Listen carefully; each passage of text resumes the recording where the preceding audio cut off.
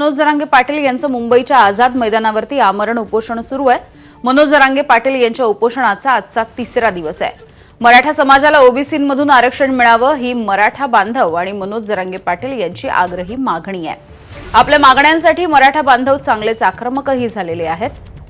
दरम्यान जरांगेंच्या आंदोलनाच्या ठिकाणी कोणकोणत्या नेते मंडळींनी भेट दिली आहे आपण ती सुद्धा बघूयात। तर ही काही दृश्य आपण पाहतोय। अबू आझमी, विलास बुमरे या सगळ्यांनी भेट दिलेली होती।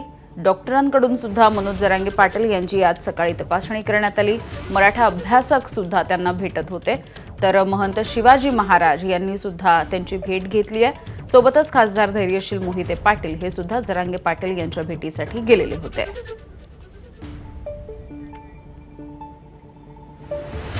आताची एक ब्रेकिंग बातमी आहे। याच सगळ्या संदर्भातली ती म्हणजे मंत्रिमंडळाच्या उपसमितीच्या समोर कोर्टाचा निर्णय